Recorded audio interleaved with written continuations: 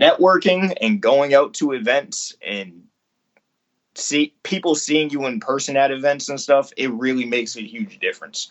You can meet everybody you want online, and like we talked about earlier, Instagram is a great platform for that. I've met a lot of people online who later on I met in person at a lot of events. But until people meet you and meet the real genuine you as a person, none of that really matters. I wouldn't be the iStandard Sampleflip Saturday Coordinator if I hadn't started going back to all these iStandard events in the last year and a half, and Hatch seeing me at every event, putting in the work and stuff. I wouldn't be in the position I'm in right now. 1, 2, yeah. Come on. 1, 2, 1, 2, 1, 2. 1, 2, 1, 2, 1, 2. Yes, sir, you are tuned in. This is for the SB1200, ASR 10s and NPC heroes. This is for the crate digging, loop getting, sound manipulators, the Fruity Loop reasoning machine innovators that pump the bass and frequently freak the kick in a stand till it slaps in your speakers. The sound providers that make sure the song is tight. Shout out to the producers, beats grinding live. Shout out to the producers, beats grinding live. Welcome to the Beats Grinding Life podcast with your host Siren, a weekly interview podcast with inspiring music producers, where every week you will learn from a different music producer how to potentially take your music career to the next level. Today's episode of Beats Grinding Life is brought to you by Audible. Get a free audio download and 30-day free trial at beatsbooks.com. Over 180,000 titles to choose from on your iPhone, Android, Kindle, or MP3 player. Some recommended readings by past Beats Grinding Life guests like 48 Laws of Power, 7 Habits of Highly Effective People, The Secret, Tools of Titans, and The Song Machine are all available with Audible. Once again, go to beatsbooks.com to get your free book.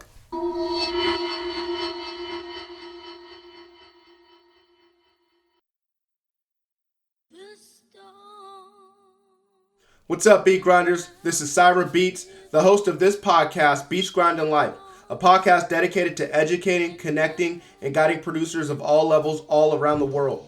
This week, we have with us Will Katzki. Will is a music producer based out of Springfield, Mass.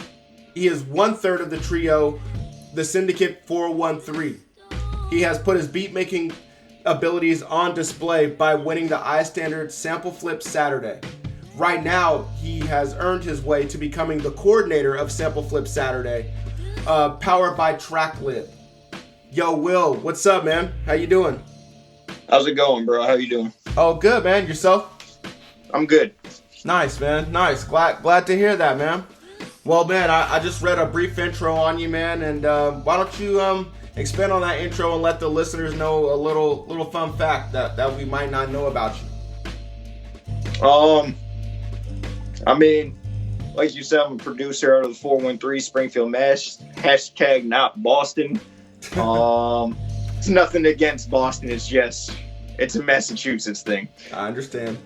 You tell people you're from Massachusetts, they assume it's Boston. Right. Mm-hmm. It's a pretty big state. But, yeah, other than that, I mean, I love music. I love to produce.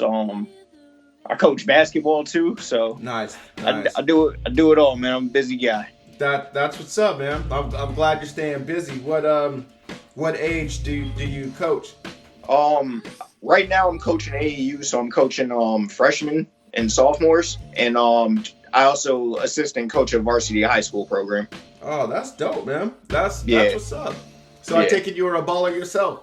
I played, but I wouldn't say I played. I enjoy the game of basketball. Okay. I mean, when I say baller, I don't mean you were great, but I mean you obviously played. You obviously got down and... Yeah, I played. That's what's up, man. Okay. Anything that you can take from coaching that you apply to production? Or vice versa? In all honesty, it's really all just perseverance, networking, and grind. Nice. The first thing that came to my mind was discipline as well. So yeah, that's another one. That's what's up. Okay, man. Well, that's cool. Well, we got to learn a little bit about you and also your past as well. You know that you were a baller, and you know even though you're modest, I'm sure you crossed a few people up and gave people that business, that work, man. But I want to know, man. So what made you want to get into music, man? You said you love making music. You love music. Tell us the origins of that, the origin stories. What made you get into music, and what made you get into music production? Yeah, well, I mean, the love for music came from my dad. He's my dad's a hippie. Mm-hmm. He's old.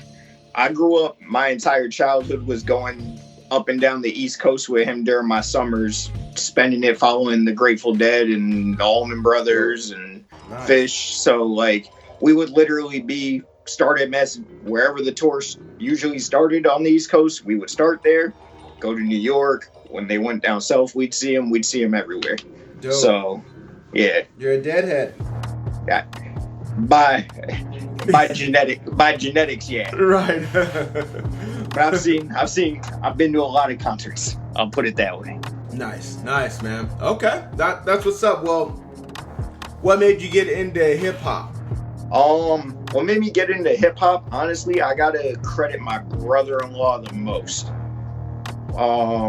Him and my sister have been together since they were 16 and I was 8. Dope. So he's the one that really put me on to like hip hop, like your Big L's, your Big Puns, Most Def and Quality and all that.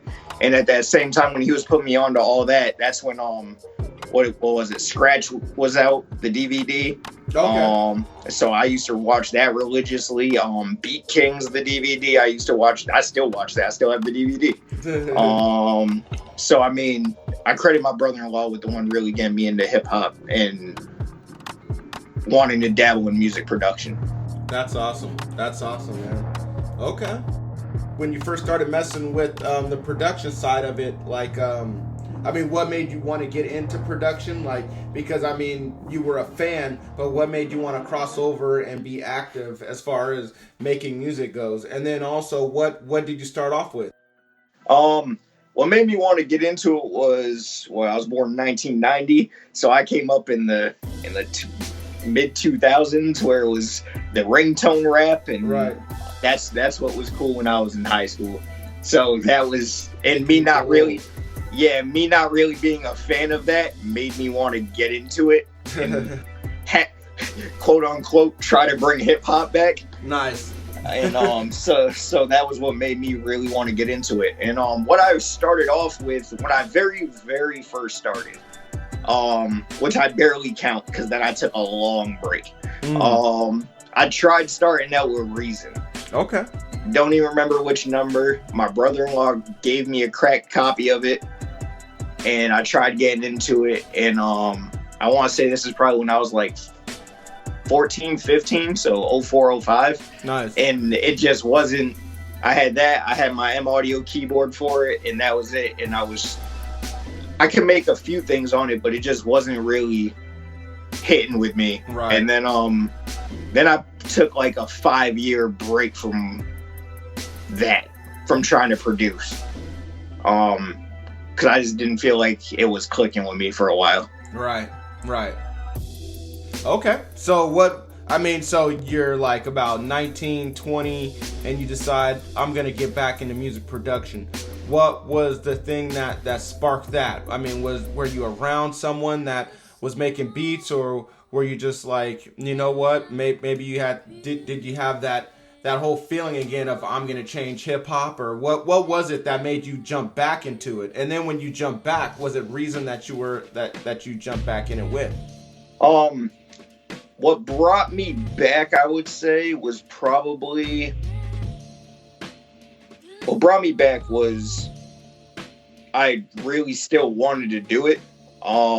And I had an unfortunate situation where my grandmother had passed. And I was left a whole bunch of money.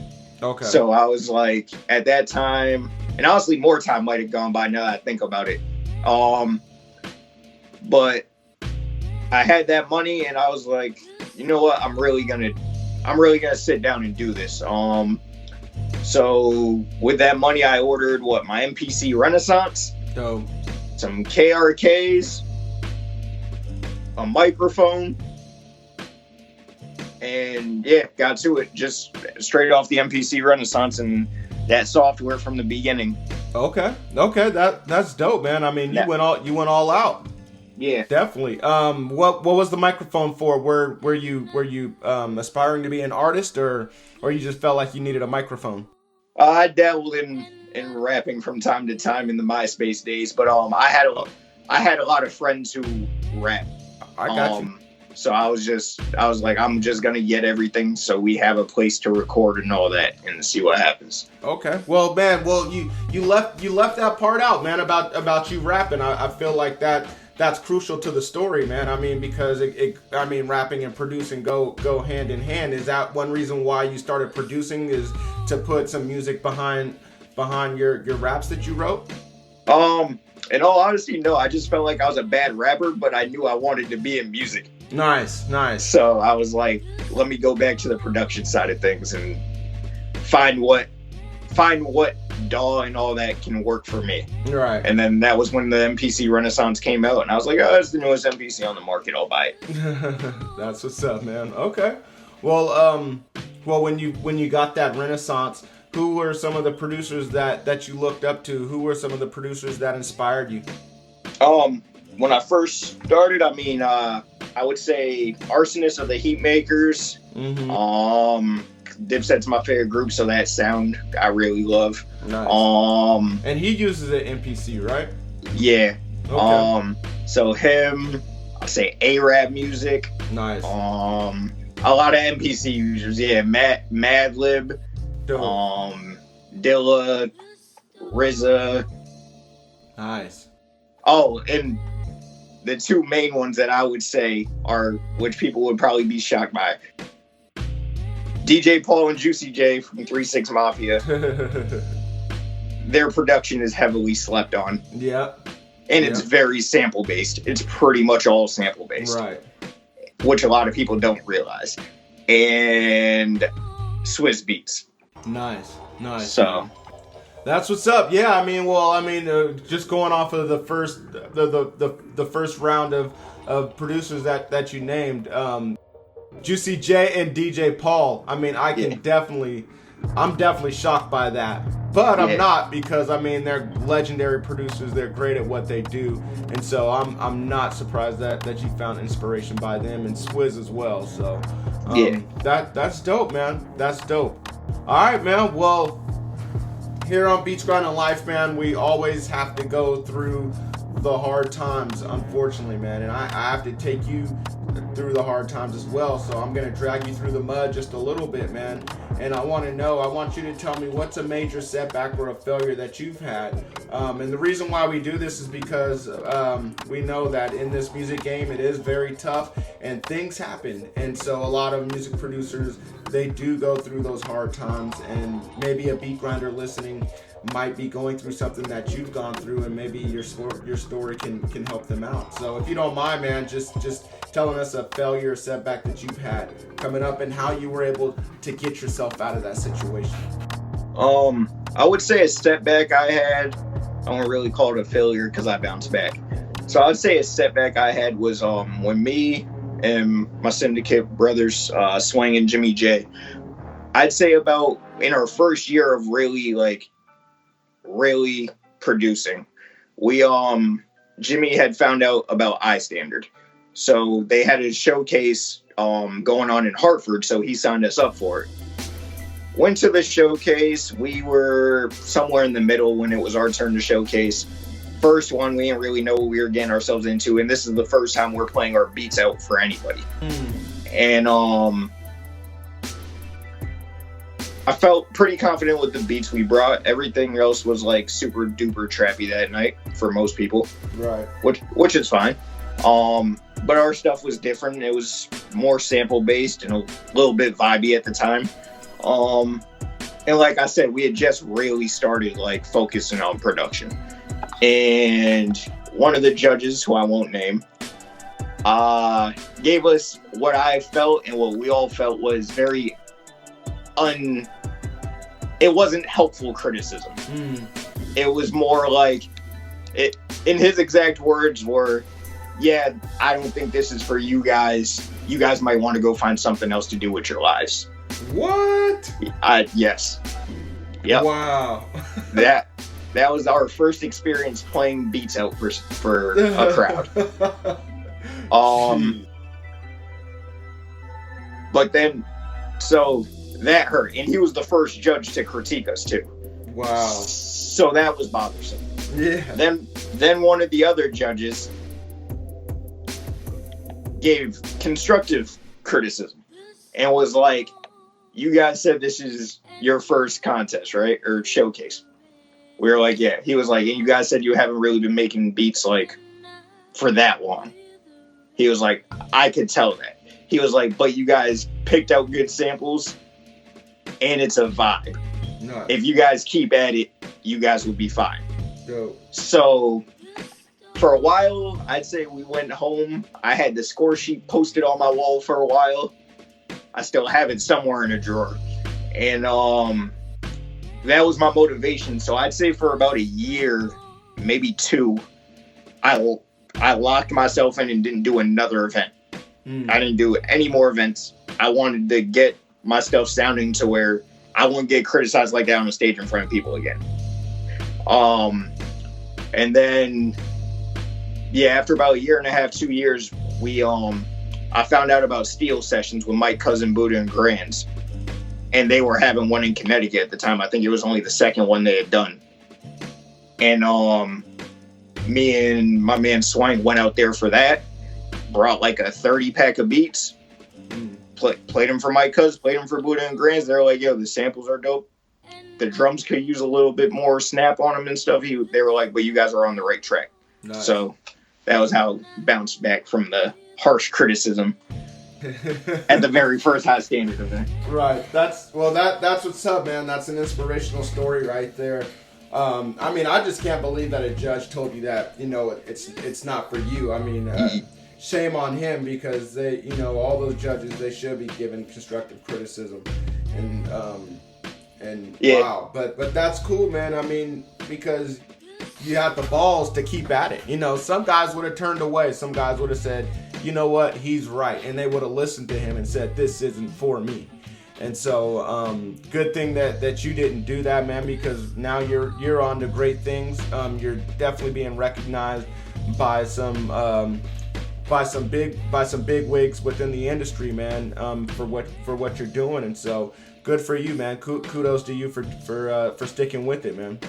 Yeah, thanks, bro. I appreciate it. Yeah, that's awesome. Thank you for sharing that story, man. That's an inspirational story.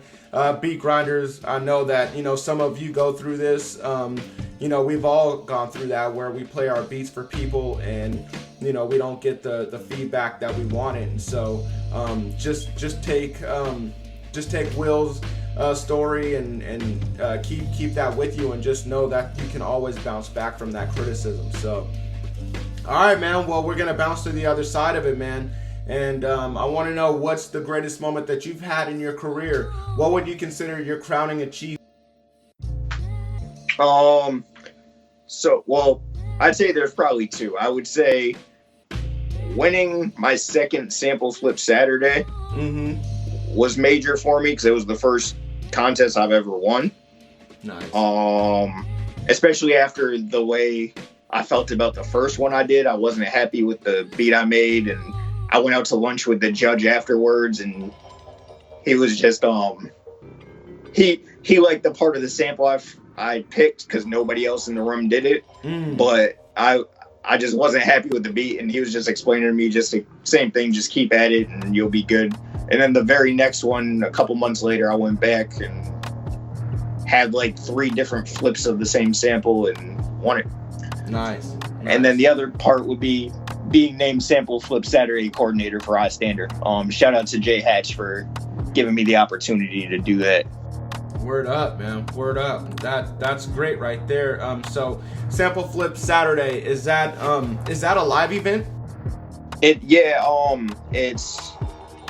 It's on Saturdays of every couple months, every quarter. Okay. They rent out they get usually an audio school. Like in New York, it's at SAE New York. A room full of about 30 or so producers. Sometimes the last couple have been super packed. You get in there, they give you the sample code download from Tracklib.com. Tracklib, a really awesome website. Producers don't know about it, you should. A couple of hits have been made right now with their samples that they have on there. Middle Child and the intro to DJ Khaled's new album. Wow, nice. So both of those have samples on Tracklib, and you could clear the samples right there on the website. It's real easy. So yeah, you get in there. They give you the download code to download whatever the sample of the day is for free. Everybody has 2 hours to flip the same sample however you want, using whatever you want, but you got to use the sample.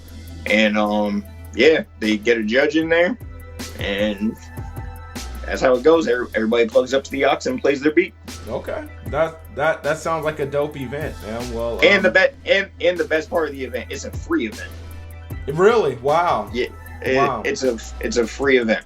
It's a really good exercise. It's a lot of fun. It's my favorite event that they do. Wow. Well, so Beat Grinders, if you guys are in the New York area or just in the northeastern area. Not even. We're everywhere, man. We're branching out. That's a part of the reason that he brought me on. We're looking to add places like Philly and Chicago. New York's always one. Texas has them. California has them. Really? Yeah. Wow. Okay. Well, how can we find out more information? Go to iStandard's website. Go to events and just look and click down for Sampleflip Saturdays. Okay. And you'll find dates. Right now, there's only a couple. This week, actually, we're working on locking down the rest of the year. Nice. So we should have that up in the next couple weeks, I hope.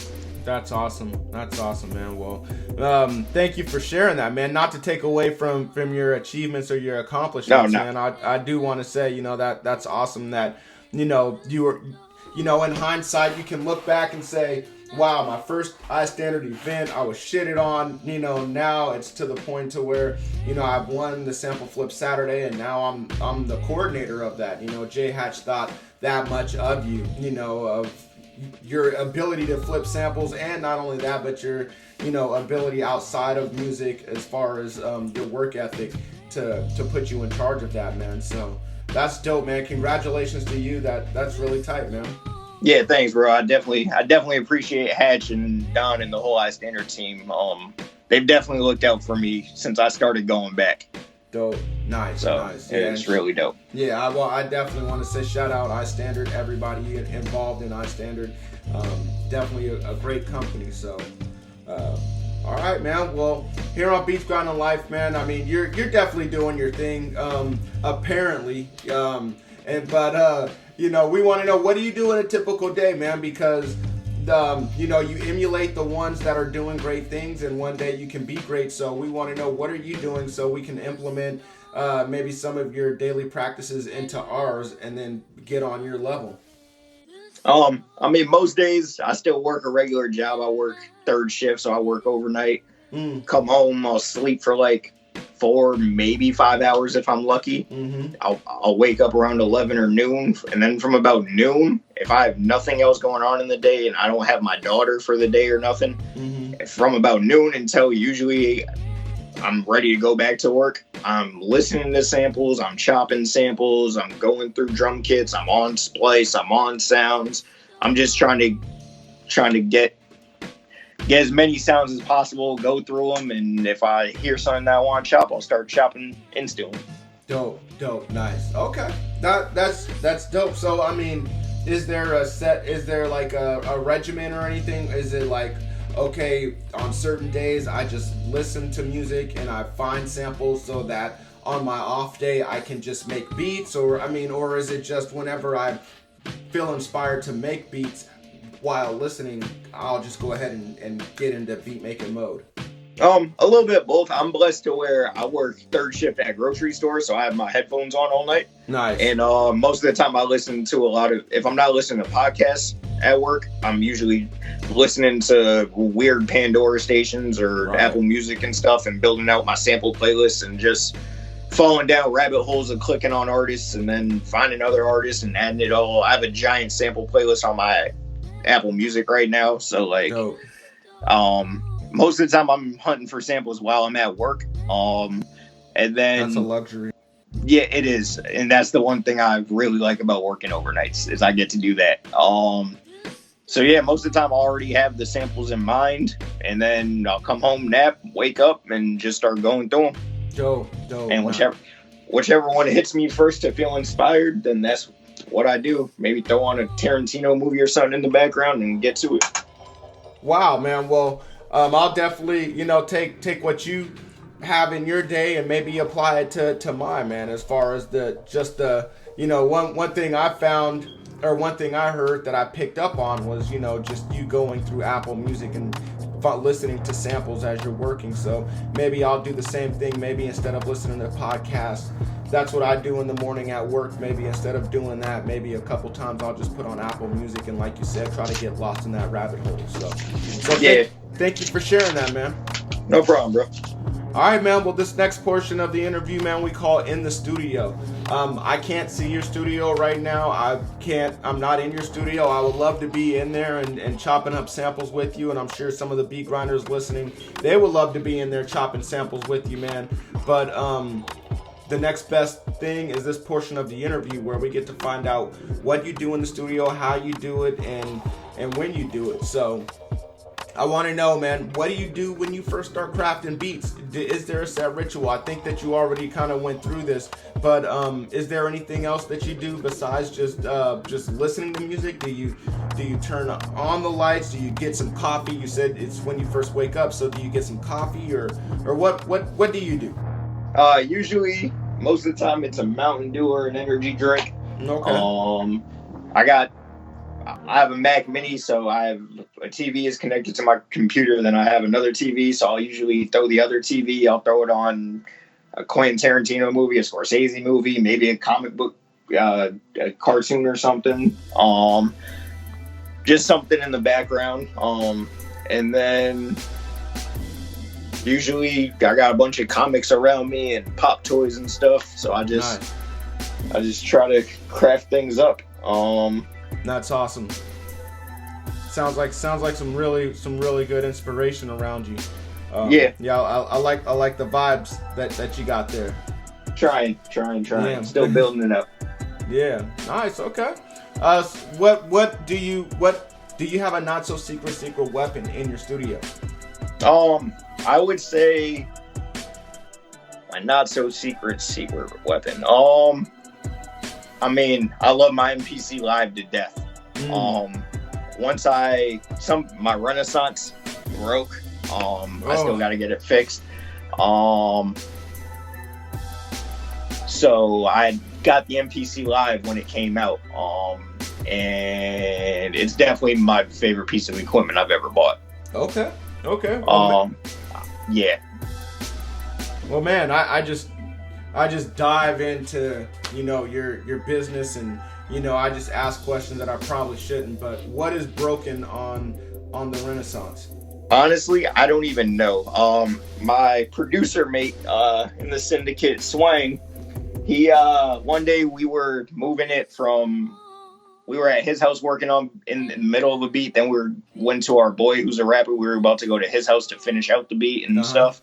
And when we got to our boy's house, he plugged in my laptop charger into the Renaissance port and the Renaissance charger into the laptop port and simultaneously nuked both of my things. Oh. Yeah.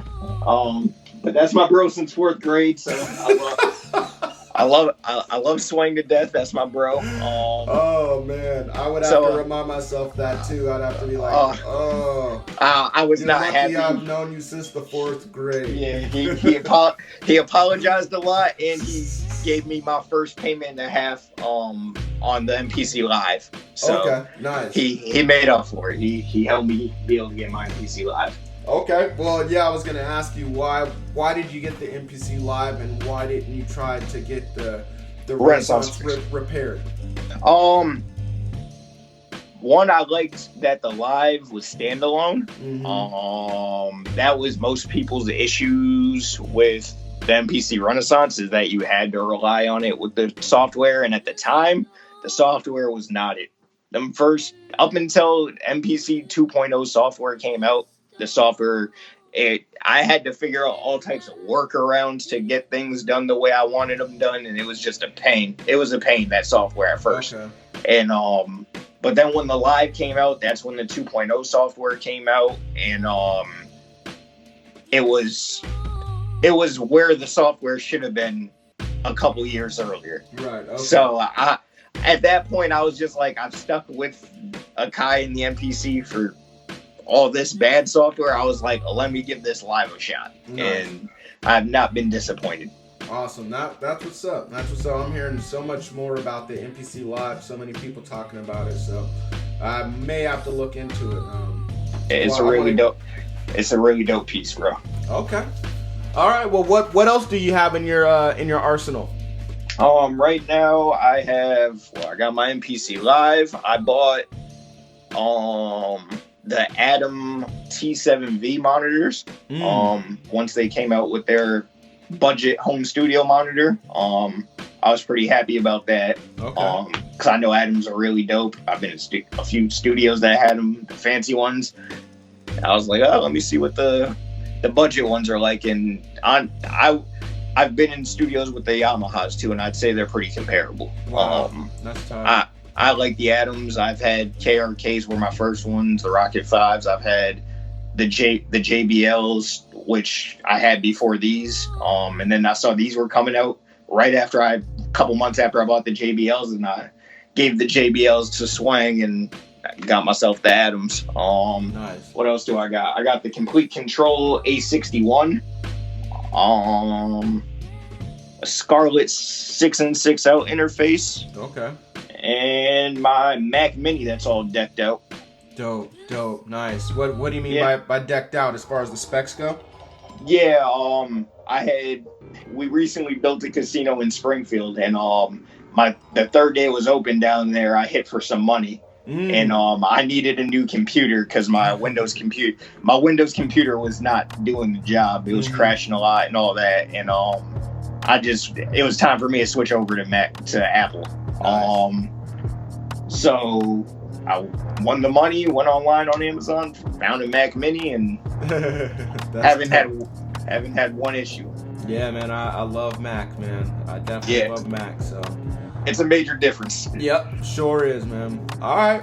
Well, this next portion's called In the Mix. We're just going to speed things up just a little. It's like rapid fire. I'm going to ask you a quick question. You give me a quick response or a quick answer. But if you need to take your time on any of these questions, man, please do. We definitely encourage it. So, yes, sir. All right, man. Do you prefer using beats? Oh, man, why am I asking you this question? But do you prefer using samples or making beats without samples? Yeah, for me it's samples. There's nothing wrong with people who do original stuff. I'm slowly learning how to play the piano a little bit. Eventually I want to learn how to play the bass and stuff. Nice. But yeah, right now it's all samples. Okay. Yeah, samples. Okay. What's your opinion on selling and leasing beats online? For a few years I was super against it. I just couldn't, just because I personally wouldn't just want any old person to rap on my beats. Right. I care that much about the music where I just wouldn't want that. But then as the years have gone on, I've been more open to it. I tried opening up a BeatStars account and stuff myself. I had to shut it down though. But yeah, if it works for, because it's a lot of marketing, you gotta put real time into that. And time and money. Running ads, it's really a game, and I just didn't have the time for it with coaching and my daughter and everything else. So but I mean, if it works for people, good for them. Cool. I'm not. Yeah. So what made you change your mind about it? Is it just the potential of making money, or was it like you had so many beats on your hard drive that needed to get out, or what? That was a big part of it. I have a ton of beats on my hard drive. So that was what made me finally decide, like, I could let some of these go for 25 a pop on leases, 50 a pop on leases, without really, and just try to make a little bit, because otherwise they're just sitting on my hard drive. Right. So I get it, and at the end of the day, like, most of the people who are leasing beats, I mean, there's other types of beats besides trap beats, but a lot of that realm is a lot of trap beats. Mm-hmm. And I from what I've seen and heard, and a lot of the type beats and all that, and I personally just don't make type beats. There's nothing wrong with people that do. Right. It's just not really my thing. I try to do something different every beat I make. I try to catch a different vibe every beat I make. So of course you're making it and you have an artist in mind that could be on it. Right. But I don't specifically sit down at my computer personally and I'm like, today I'm gonna make a Travis Scott type beat. Like, right. I just can't do that. So that's why I was against it for a while. I got you. Because I felt like that's how a lot of people were doing it. But just after listening to like DJ Payne 1 a lot and Illmind talk about it more and all that, it just, there's enough ways out here for everybody to produce and everybody make money in different avenues to do it. So I mean, if that's working for people, cool. Okay. Yeah. Being that there's so many trap beats on there and you don't make trap music, do you think that hurts you or helps you? I mean, because you could look at it like, well, I'm a fresh of breath air on there, or you could look at it like, well, most of the people going on there are going on there to purchase trap beats. After doing more research, I found that there's definitely a lot more than trap beats out there. Like JoJo Beats has a page. There's a lot more than trap beats out there. DJ Nasty from Pro Era has a page. Like, there's a lot of dope producers that have pages now, and it took me a while to be more receptive to it. And yeah, I felt like, well, if most of all I ever get to see is trap beats, like usually when you go on the homepage, that's a lot of the first beats you see, trap beats, Drake type beats, all that. Mm-hmm. And I was like, well, if I'm bringing more of the whole like Swizz, if I bring more of that aesthetic, like the East Coast bop, there's probably a lane for that and stuff. But you got to have the money to market it and run ads and all that. And I don't have the time to do the research on what hashtags work to get your pages seen. I got a lot going on. I work a full-time job, got a kid, coach basketball. And yeah, it was just a lot to get into that. For sure, man. For sure. Okay. Well, what's a plugin that you think every producer should have in their arsenal? Plugin or VST? Okay. I'm going to give you... Can I give you two? Yeah, man. As many as you want. Okay, cool. For sure, the Slate Digital Everything Bundle. Nice. No question. And specifically within that, the virtual mix rack. The virtual mix rack, I throw some of the drum presets on my drums every time after I lay my drum pattern out, and it just beefs them up so much just with the preset. And then from there, you can tweak it even more. When I bought that's some of the best money I spend every month is on that bundle, on the Slate Digital Everything Bundle. I hope so, man, because that's a lot of money, right? Yeah, if it's $15 a month. Oh, okay. You're renting it. Yeah, it's monthly. You can cancel it whenever. That's dope.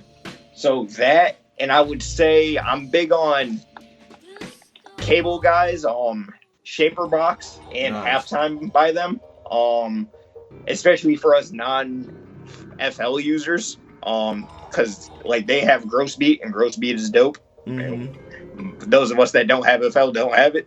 Right. So Shaper Box and Halftime, you can kind of get the same. You can get the same effects if you work with it. Nice, dope. And yeah, the last two that you mentioned have been mentioned on here a couple times, man. And Slate plugins have not. So yes, Slate is life.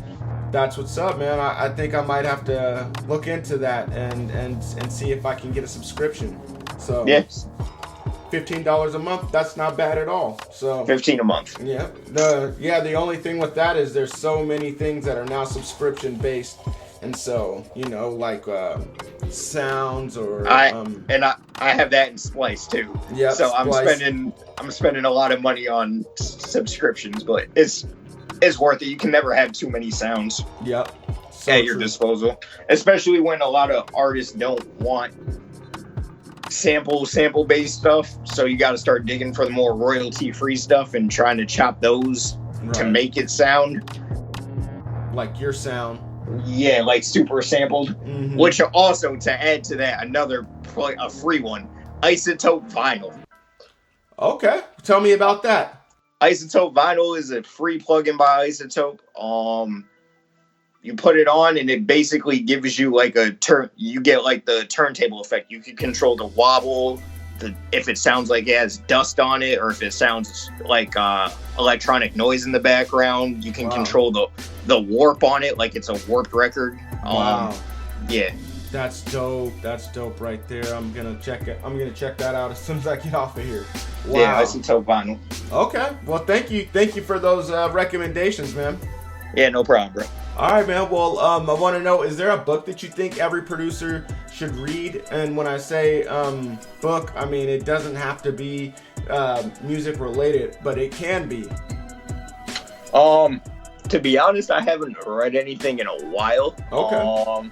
But the last book I was reading was American Gods by Neil Gaiman. It's a TV show now on Stars too. Okay. It's a really wild book. Too much to explain. Do your Googles, everyone. Or watch the show. It's wild. Nice. Okay. I've never heard of that. I haven't even heard of the TV show, but It's really out there. okay. Nice. Yeah. All right. Yeah. Well, I'll definitely check it out, and Beat Grinders, you guys do the same. So, all right, man. Is there an internet resource that you think every producer can benefit from? And when I say internet resource, I mean either a mobile app or a website. Definitely Tracklib.com. For sure, Tracklib. I mean, you can buy the song for $1 Wow. to play with and chop, and then say you get it placed. Licenses, there's 3 different levels. There's C, B, and A. A C level license to get it so so the sample is cleared. A C level license is only $50. Wow. Okay. Tracklib runs contests all the time. Right now until May 31st, they're running a contest to get a placement on Inspected Deck's new album, which is going to be comprised of all Tracklib songs. Nice. Wow. Yeah. So definitely Tracklib it's the future of sampling, in my opinion. Okay. Other than that, I would say I use an app. It's on iPhones. It's BPM and Key Detect. Just so that way, I mean, if you're out and about listening to something and you hear a sample and you get the name of the song real quick on Shazam or something, tap tempo it real quick, and you already know the BPMs for when you get home. And the key detect part of it is for when you want to lay instruments over, like bass and all that. I use that a lot because I'm still getting my ear for hearing what key things are in. Right. So I use the key detect on pretty much everything, so I can match the key Dope. of the song to the bass. Right. Okay. That's some great resources right there. So Tracklib, I was under the impression that it was subscription based as well. So it's not subscription based. You can browse samples, but you just pay $1 every time you want to use a sample, right? Yes. Usually, you pay $1 every time you want to get one, and then, like I said, the licenses they start at $50 to clear a sample, all the way up to, I think is A level. I'm pretty sure is like $2,500. Okay. There's a lot of gems in there too. You really got to dig. Like you can dig. They're constantly updating the library. And it's a lot of stuff that hasn't been used. Like it's a lot of stuff that hasn't been used. It's not your typical, like there's soul stuff, but even the soul stuff is stuff I had never heard. So That's like great. It's a lot of stuff that I remember going to the Eric Sermon cook-up that iStandard did in New York. And when he pulled it up and stuff, and he was like, it's got things he's never heard on that site.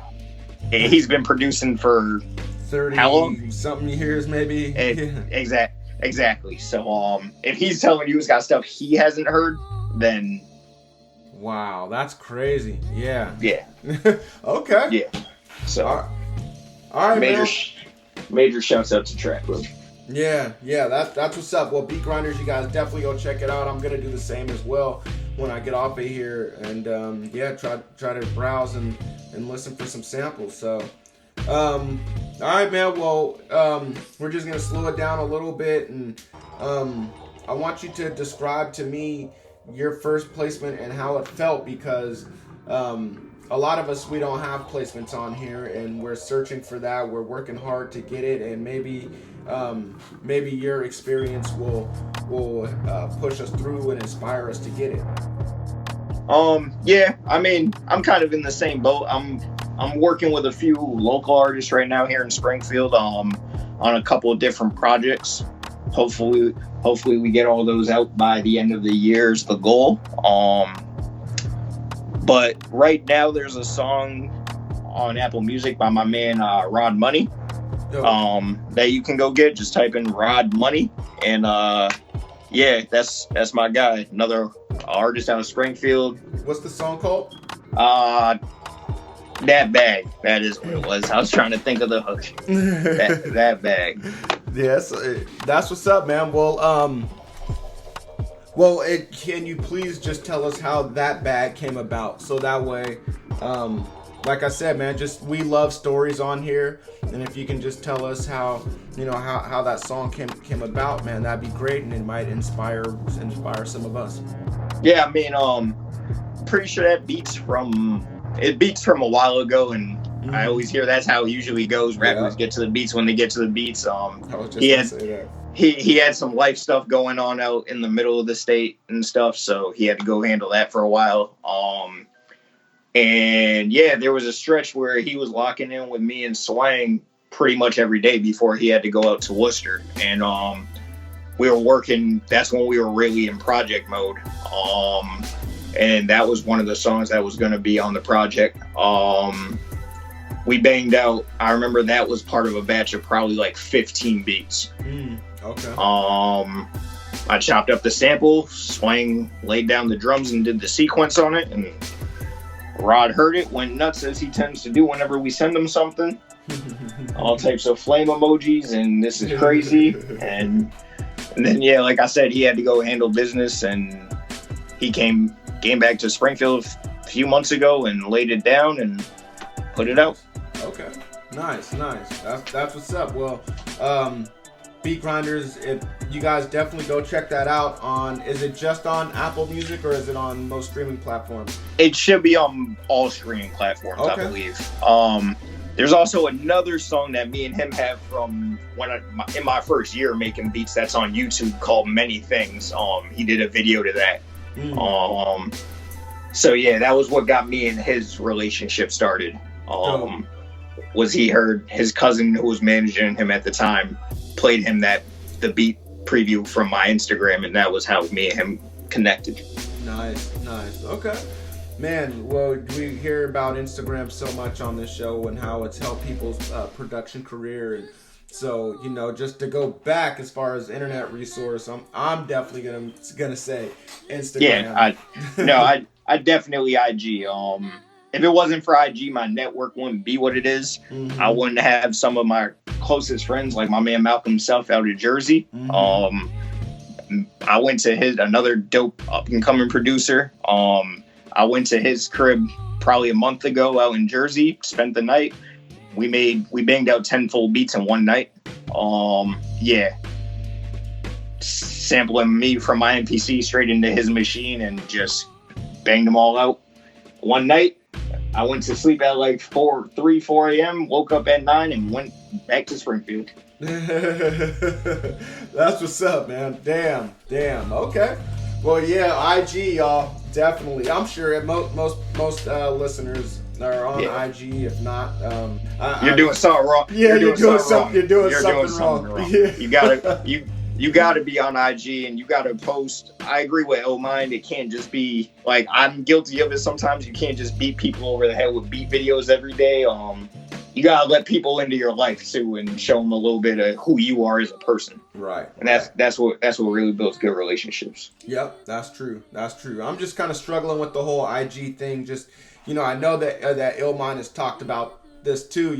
I mean, they talk about it on the show, and just you got to take breaks from IG sometimes and from social media just for health reasons. And no question. But you just don't want to overdo it. You don't want to overconsume, but you do still need to produce on there. You need to show what's going on with yourself and promote yourself as well. So yeah.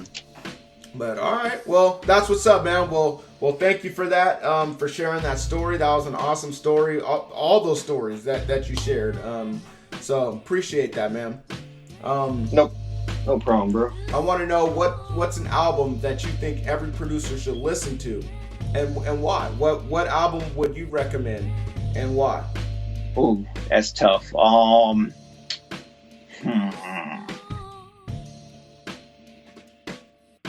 I would. This is a tough one. I like so many albums. For me, I mean, probably Get Rich or Die Trying. I mean, Dre handled all the probably mixing and mastering on that, all that. So it's just the way it sounds. Right. Everything just sounds so big. Yep. And everything, even like, because there were songs that were on the end of the album, like Life's on the Line, that was on the Guess Who's Back project before he got with Shady. Right. And the way it sounded from then, when Dre didn't put his hands on it, right, to the version that was on Get Rich or Die Trying, there's a noticeable difference in the way it sounds. Yep.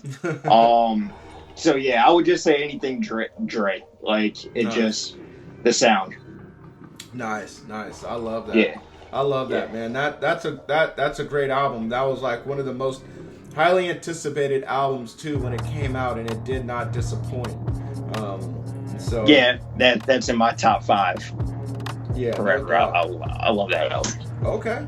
Well, thank you for that recommendation, Beat Grinders. If you guys haven't heard Get Rich or Die Trying by 50 Cent, or if you need a reminder of what it sounds like Will said, maybe you need to go and listen to it for the Sonics, and definitely check it out. I'll have a link for it on the website beatsgrindandlife.com under Will Katzki show notes. So, all right, man. Well, this next portion, man, where we ask some crazy ass questions, and so I'm just gonna make you use your imagination just a little bit, get those imaginative juices flowing.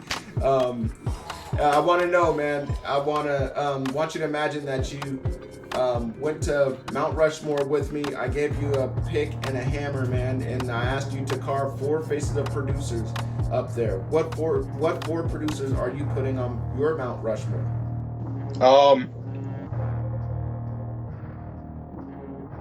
Honestly, I would big up a lot of the up and coming dudes, so that's what I'm gonna do. Because I feel like we're all gonna get there. I would say my bro Malcolm Seth, like I said, he's helped me in my production a lot. Nice. And getting me further along, and being a really good mentor to me. My bro D Sharp, Loose Connections. Shout out D Sharp. Another huge mentor of mine. Actually, one of the first people I met at that iStandard showcase, the very first one I went to. Oh wow. Yeah. And we've been tight ever since. Nice. My Syndicate brother Swang, for sure. His drums, he plays them. I'm over here doing note repeat stuff and programming them. He plays them out. He's the yin to my yang. Like we're perfect. good. We're a good duo. He inspires me every day. And the fourth one.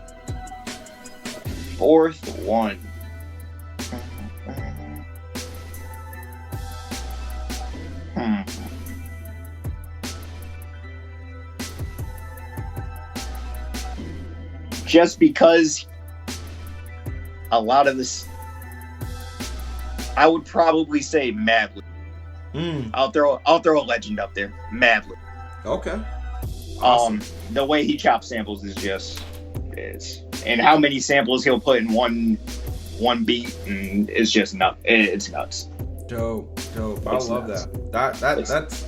That's an awesome Mount Rushmore there, man. You're definitely not the first to throw their homies in there. I think the Symphony, he did that. He said, hey, I got some dope homies, and so I got to throw them up there. And somebody else did too. I can't remember, but I like the route that you took. You said Malcolm Self, who's helped you along the way so much. D Sharp, a homie of yours that you said was a mentor. Swang, and then Madlib, legendary Madlib. So that's dope, man. I love that, man. If you can just talk about, because I mean, few of these people you met along your journey. So man, if you can just talk about just networking and how much that has helped you and meeting these people or what, just how other producers have taken you to the next level. Can you just speak to the importance of that? Yeah, definitely. Like I'll use the homie Malcolm Seth as an example. I started following him on IG a few years ago. 2 years ago we finally met, or a year ago, whenever it was, at the second Sampleflip Saturday, or the first Sampleflip Saturday I ever did. That's when we met face to face finally, and like we would just talk online on IG a lot and stuff, and I'd send him some sample chops, and if he used it and stuff. And but once we really met in person for the first time, that locked it in. He's a really good dude. I definitely feel blessed that he's a friend of mine. Yeah, nice. Same thing with Sharp. Like, I mean, we met at that first iStandard, and even when my beats, when I was still growing, he was always the major force in the calling me, texting me, always talking to me weekly, sometimes daily, that entire time before I came back to another event. And he was always like, I'd send him some stuff, and he's like, yo, that's dope. You gotta, but why don't you try doing this? Why don't you try doing that? Wow. And Sharp is a major reason why I even went back to doing iStandards and why I went back to even doing any events. Wow. The confidence he showed in me was real helpful. And Swang, I mean, that's my bro since 4th grade. He is, we butt heads, we don't bump heads. I mean, that's what brothers are for. He's a really dope producer himself, even when it's not me and him working on stuff together. He is definitely, we're definitely two different producers when we're separate, but when we make stuff together, you can tell it's definitely a vibe. Nice. That's dope, man. I just want to shout out D Sharp again, man. Just because there was something that he saw in you that he that made him believe in you, because like you said in that showcase, you bombed, and for him to take a special interest and connect with you and remain connected, throughout your growth period, man, that says a lot about his character, because he didn't have to. He could have been like, this dude sucks. This dude is one of the worst producers here, so why would I even, talk to him or whatever? Why would I even feel a need to network with him? And that wasn't the case at all, man. That wasn't the case at all, and I think that's a lesson right there. Is you must stay connected, and you must form an alliance with just about anyone, man. Anyone that you connect with on a personal level, just stay connected with them. So it doesn't matter what the music sounds like or whatever, just try to stay connected to that person. So that's dope, man. That's awesome right there. I love that, man. It makes me like D Sharp even more. So yeah, that's my guy, man. Okay, man. Well, damn, man, I want you to stay in this imaginative mode, man, and I want you to imagine that you just woke up and you just had the perfect dream. And in this perfect dream, you were in the studio and you were in there, you were locked in with one artist of your choice, one producer to go along with yourself as a co-producer, one engineer, and one random person from any time period, who are those 4 people going to be? Okay, well, if I'm in the studio, the Jimmy J and Swang are there as the Syndicate. We are one producer. Okay. In a session, That's we're fine. one producer, so I gotta cheat the question. The artist would definitely be Freddie Gibbs. Nice. No question. Definitely Freddie Gibbs. The engineer would definitely be Mike Cuz. Nice. He's going to Steel Sessions and stuff. That dude's giving me a lot of good advice. I can hit him up on Instagram if I need some advice. He'll throw me some advice instantly. Dope. He's a really, really dope dude. Producer would be the extra producer on top of the Syndicate would be Malcolm Seth. Okay. Because he brings a different bop. And the random person would be D Sharp. Dope. I love it. Keep it in the house. Keep it in house. Keep it. Yeah. I love it, man. Dope. Keep your circle tight, man. Yep, exactly. And plus, those are all people that you trust. Exactly. So, so I mean, this is no different than what you're used to working with. The only thing is that you would have Freddie Gibbs in there. I'm not sure if you work with Freddie Gibbs or not. I'm just assuming that you haven't at this moment. Not yet. Soon, hopefully. Yeah. One day. Yep. That's the goal for by the end of 2019. Awesome, man. Wow. Well, I always say hopefully, this session can come into fruition, something like it. But I mean, this sounds like it's something that is very possible, just knowing that, a lot of these people are already in your circle. And so that's dope, man. And you're trying to make it a goal by 2019, man. I hope that you reach your goal by the end of the summer. So I appreciate it, bro. yeah, man. All right, man. Well, I want you to imagine again that you just woke up, but this time you woke up on a whole new planet. The planet is identical to Earth. Everything is the same except for there's no one that you know around, and all you have is $1,000 and the knowledge that you've gained over the years. What are you going to do in the next week to restart your music career?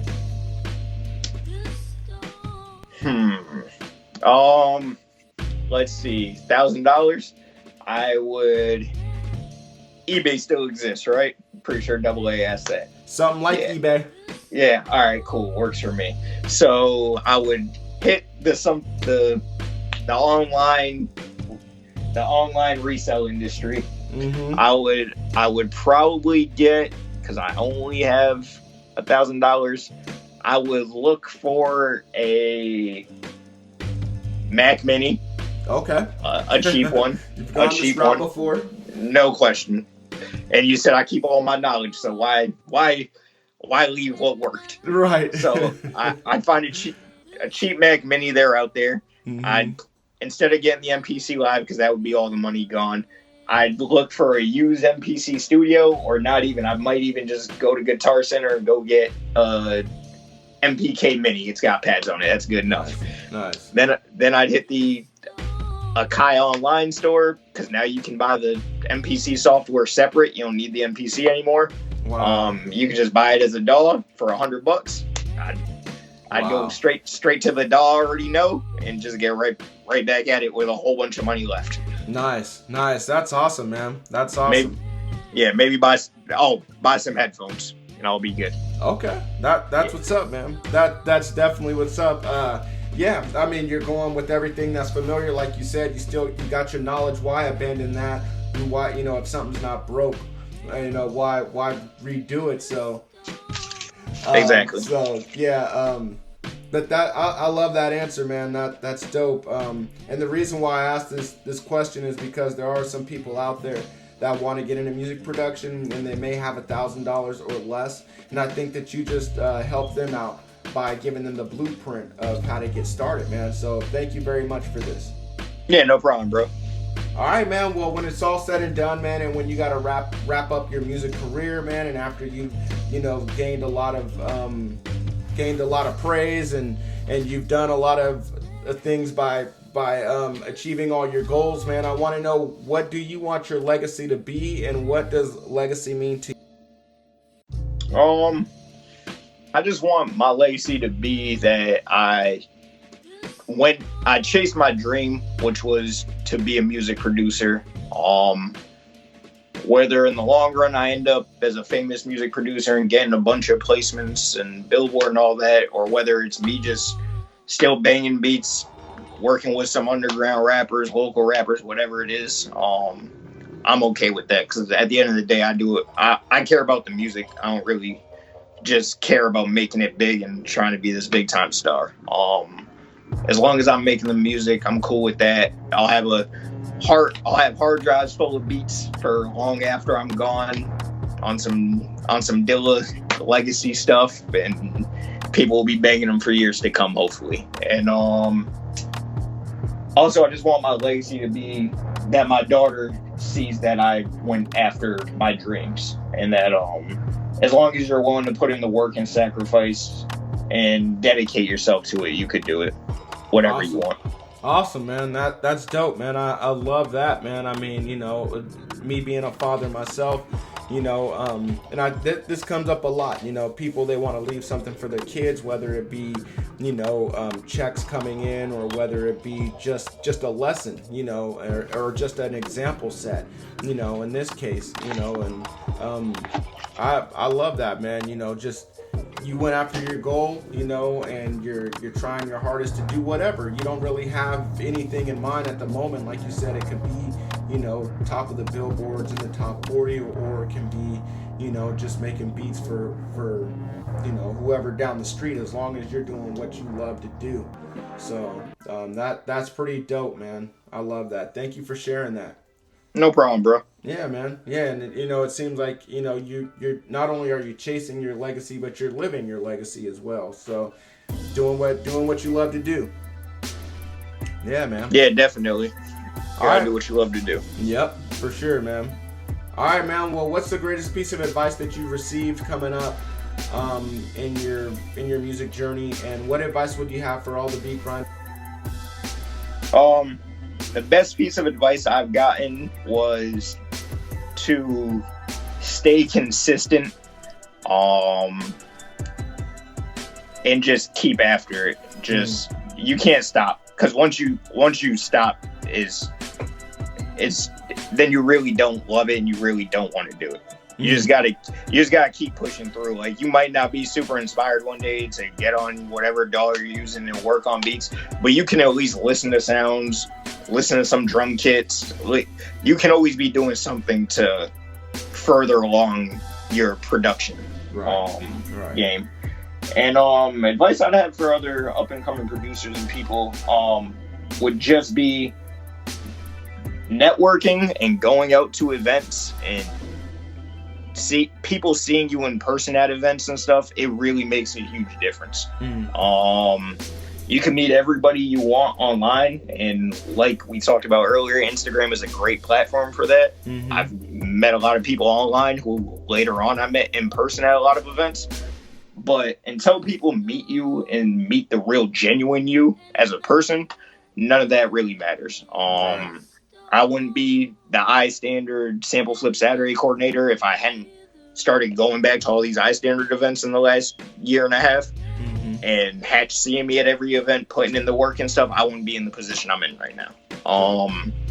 So I would just say you just got to get out there and not really care about the unnecessary criticism you might receive. Say you play your beats out and some people aren't feeling it, that's fine. But you got to take the constructive criticism that people are giving you and go back to the drawing board and just get better. Right. Nice. And just don't stop going out. Dope, man. Dope. I love that. Like you said, there's nothing beats, one-on-one interaction with people. There's not, we're getting connected through the internet so much, to where you can meet someone from halfway around the world. But at the same time, until you get to shake hands with that person, look that person in the eyes, you really don't know them. There's nothing that beats that kind of contact. And so, Thank you for drilling that home, man. And that's something that I know I need to hear. I've met tons and tons of producers doing this show, but there's only a few that I've met in person. And so, just you saying that means a lot to me. Trap Jesus, he told me, he was like, Siren, you got to get out. You got to get out of Portland. And you just got to go, and you got to go to these events. And so you saying it, it just affirms it even more. And so thank you for driving that point home, man. Yeah, no problem, man. I love that, man. All right, well, if there's any more words that you have for the listeners, man, here's your time to let them know if there's anything that you need to tell them, what they need to be listening to from you, what they need to be looking out for, or how to contact you if you want to be contacted, man. Here's your chance to let them know. Yeah, cool, man. Just hit me up on IG at Will Katzki, WILLKATZKI. Feel free to message me, follow me, whatever. I post a lot of my beat videos on there, a lot of stuff with me and my daughter. I'm always down to collab. I got a few things hopefully in the works. Not just with local artists, but I'm working on possibly some placement opportunities I can't really speak on. But yeah, hopefully things start going upward in that direction. And yeah, like I said before, man, everybody's just got to keep at it. It's not easy. It's never gonna be easy. If it was easy, everybody would be doing it. But I encourage everybody to get out of their rooms or their studios and start hitting events and actually socializing with other people in the producer community, songwriter community.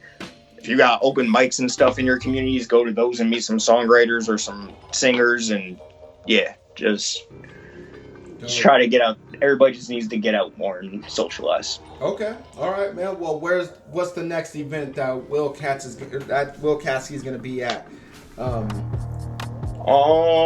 Hopefully I am going to be at the next Sampleflip Saturday, June 8th in New York. Nice. Hopefully I will be at that as long as I don't have a basketball tournament that weekend. And I got another iStandard contest I'm in June 24th, I believe, in Boston, in studio. Dope.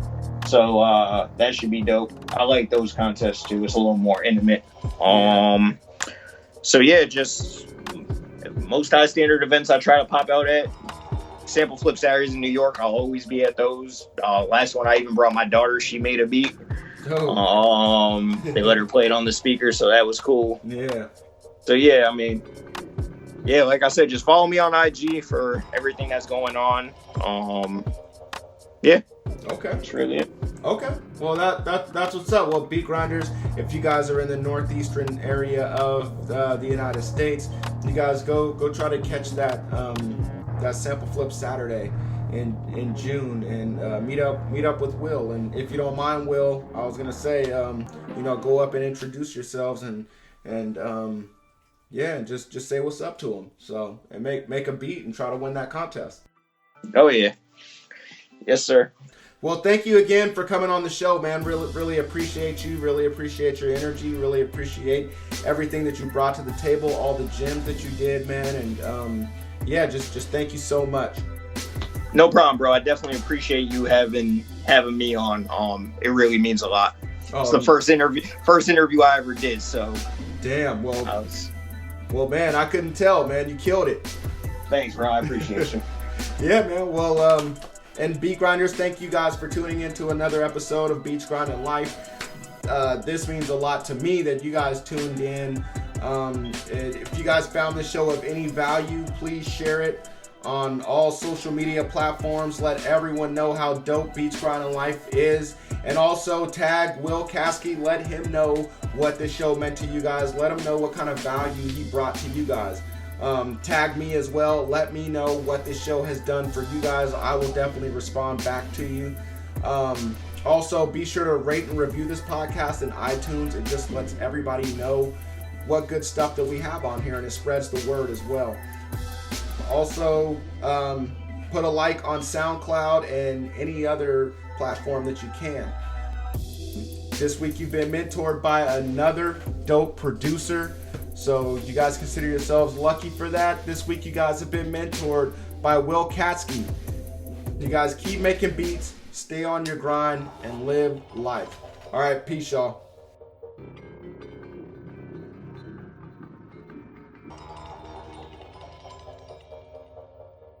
Here at Beats Grind in Life, we want to thank you for listening to another episode. We want to know, what were your biggest takeaways from this interview? Just go to beatsgrindinlife.com and leave a comment on this episode's show notes page. Also, while you are there, go subscribe to the podcast on iTunes. Just click the little button that says subscribe. If you could, please leave a rating and review. Rating and reviews are the best way to show your appreciation because it helps more people find out about the podcast. So until next week's episode, keep grinding.